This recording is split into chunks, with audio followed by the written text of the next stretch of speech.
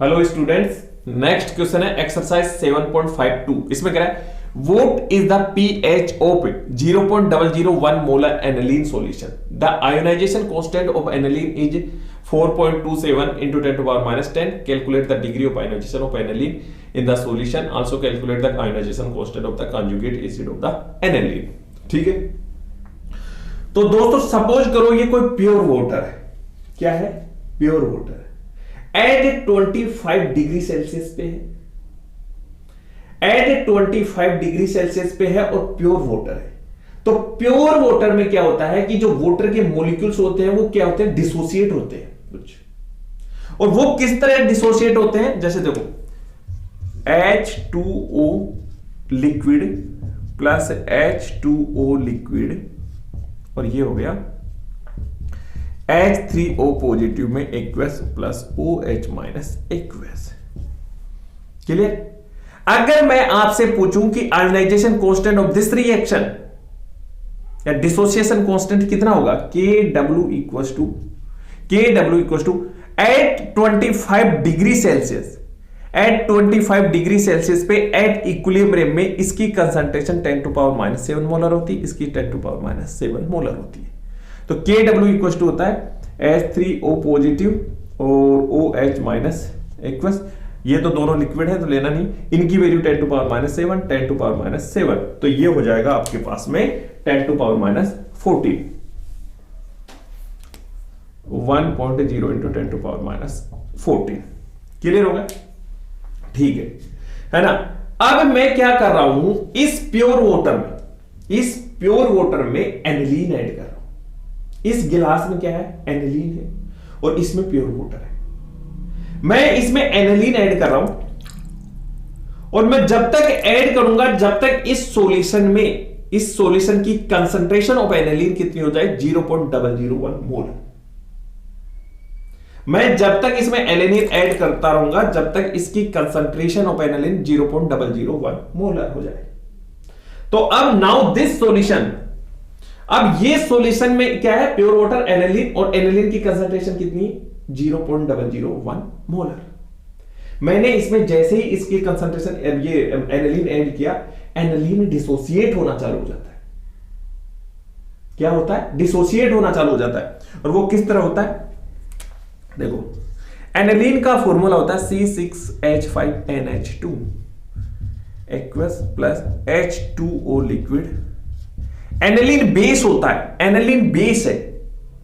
According to Bronsted Lowry definition, जो proton donate करते हैं वो एसिड होते हैं, जो प्रोटॉन एक्सेप्ट करते हैं वो बेस होते हैं। तो ये बेस है तो प्रोटॉन एक्सेप्ट करेगा तो क्या बन जाएगा? C6H5NH3 पॉजिटिव एक्वस प्लस ये डोनेट कर देगा तो ये क्या हो जाएगा? OH minus aqueous. क्लियर? अगर मैं आपसे पूछूं कि डिसोसिएशन कांस्टेंट और ionization constant of this reaction क्या होगा, तो आप बोलोगे sir KB equals to concentration of this C6H5NH3 positive और concentration of OH minus upon concentration of C6H5NH2। Clear? अब आपको यहां पे आयोनाइजेशन कांस्टेंट दे रखा है, KB की वैल्यू दे रखी है। इसको ब्रैकेट में बंद कर देता हूं। KB की वैल्यू दे रखी है। KB की वैल्यू कितनी दे रखी है? 4.27 इंटू 10 टू पावर माइनस 10। ठीक है, और अब इनकी वैल्यू कैसे निकालोगे? तो दोस्तों ध्यान से सुना, एट इक्विलिब्रियम इसकी कंसंट्रेशन मैं x मोलर मान रहा हूं। एट इक्विलिब्रियम इसकी कंसंट्रेशन x मोलर मान सकता हूं क्या? ठीक है, अगर इसकी कंसंट्रेशन x मोलर है तो इसकी कंसंट्रेशन भी x मोलर होगी फ्रॉम दिस रिएक्शन ओनली। ये OH माइनस कंसीडर मत करना। अगर इस OH माइनस को कंसीडर नहीं किए तो इसकी कंसंट्रेशन भी x मोलर होगी और इसकी कंसंट्रेशन अगर x मोलर है तो, और इसकी इनिशियल कंसंट्रेशन थी 0.011 और एट इक्विलिब्रियम में x माइनस कम हो जाएगी तो x मोलर। क्लियर हुआ? दोस्तों यहां पे ध्यान से सुनो, यहां इक्विलिब्रियम कंसंट्रेशंस लेते हैं। क्लियर?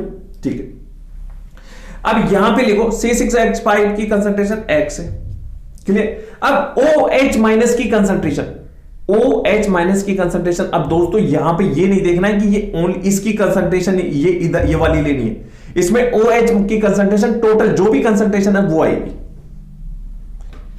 इस सॉल्यूशन में OH माइनस की जो भी कंसंट्रेशन है वो टोटल आएगी। ये नहीं है कि ये इधर H2 से OH आया ये इससे आया। तो अगर इसकी कंसंट्रेशन Y है ना, तो ये हो जाएगा X प्लस Y। क्लियर। अब ध्यान से सुनना, वन अप्रोक्सीमेशन ले रहा हूं for weak acid and weak bases के लिए लेते हैं। At equilibrium in pure water में इसकी कंसंट्रेशन 10⁻⁷ मोलर होती है, और जैसे ही OH माइनस इधर इससे भी आने लग गया तो ये बैकवर्ड डायरेक्शन में रिएक्शन होगी और इसकी कंसंट्रेशन और भी कम हो जाएगी। तो X comparison to Y very large है, X comparison to Y very large है, तो सेल्फ आयोनाइजेशन ऑफ वाटर आप नेग्लिजिबल मान सकते हैं। क्लियर हुआ? ठीक है।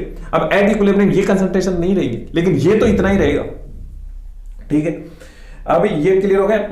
ये अपॉन ये, अब इसमें क्या होगा कि ये देखो दूसरी अप्रोक्सीमेशन में अपन क्या लेते हैं कि वीक एसिड और वीक बेसिस वेरी कम डिसोसिएट होते हैं, तो इस ये कंपैरिजन टू इसके बहुत कम है, तो ये 0.001 ही कर लो इसको, तो 0.001।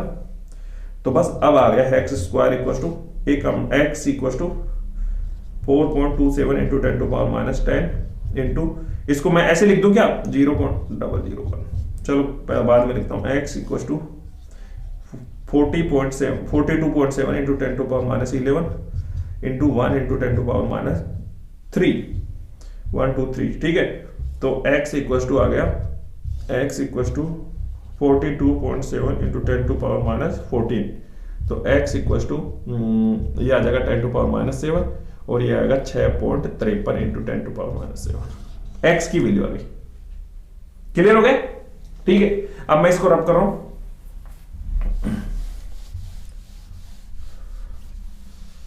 है ना, अब कंसंट्रेशन कितनी आ गई इसकी, देखो 6.53 इंटू 10⁻7 मोलर एट इक्विलिब्रियम में, और इसकी भी 6.53 इंटू 10⁻7 मोलर कंसंट्रेशन। ठीक है, इसको भी रब कर दो। क्लियर। अब फटाफट जो भी निकलवाना चाहे वो निकाल दो। What is the pH of, एक तो पीएच निकालना अपने को।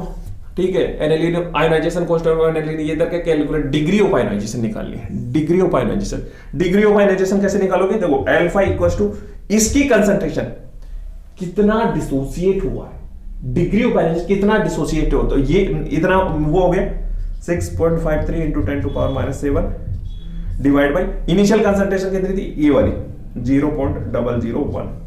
तो इसको क्या मैं ऐसे लिख सकता हूं 10⁻3, ये ऊपर जाएगा तो 10⁻3 पॉजिटिव, तो अल्फा इक्वल टू 6.53 इंटू 10⁻4। ये डिग्री ऑफ आयोनाइजेशन आ गई। फटाफट है ना, पीएच निकालना है, तो अपन तो इससे पीओएच निकाल सकते हैं ना। पीएच कैसे निकालोगे, तो एक काम करो, पहले पीओएच निकालो। देखो pH plus pOH equal to होता है 14। ठीक है, तो पीओएच तो निकाल सकते हैं यहां से, तो पीओएच का फॉर्मूला होता है minus logarithm concentration OH minus upon molar T. ठीक है, तो pOH equal to minus logarithm concentration है 6.53 इंटू 10⁻7 मोलर, और मोलर से मोलर, ये मोलर से मोलर कैंसिल हो गया, तो pOH equal to minus logarithm 6.53 और प्लस लॉग 10⁻7। ठीक है, अब इसको एक काम करता हूं, मैं इस पेन से लिखता हूं, ये गड़बड़ हो रहा है। पीओएच इक्वल टू हो गया, देखो 6.53, देखो ये कुछ वैल्यूज आप याद रख लो, लोग टू अप्रोक्सीमेटली, ये तो वैसे लोगरिथम टेबल से देख सकते हो, लेकिन अप्रोक्सीमेटली आपको खुद को पता होना चाहिए। 0.3010 होती है, log 3 की वैल्यू होती है 0.4771, log 4 की वैल्यू होती है 0.6020 और log 5 की वैल्यू होती है 0.6989 और log 6 की वैल्यू होती है 0.7781। तो 6.53 इससे ज्यादा होगी तो इसकी वैल्यू देखोगे एग्जैक्टली तो 0.82 होती है और इसकी वैल्यू -7 होती है। तो POH इक्वल टू इसमें से निकालो 6 कितना हो गया 90 8 18 18 6.18 आ गया।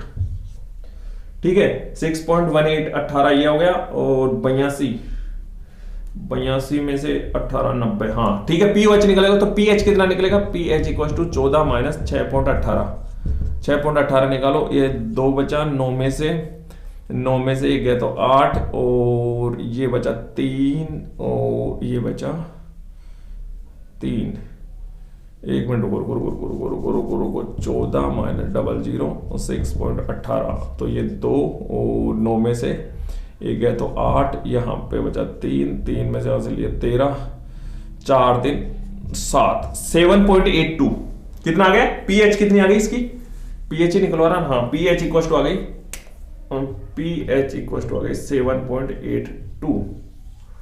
ठीक है, अब मैं इसको रब कर देता हूं, और भी क्या चाहिए इसको, आयोनाइजेशन कांस्टेंट ऑफ बेस, इसको रब कर देता हूं।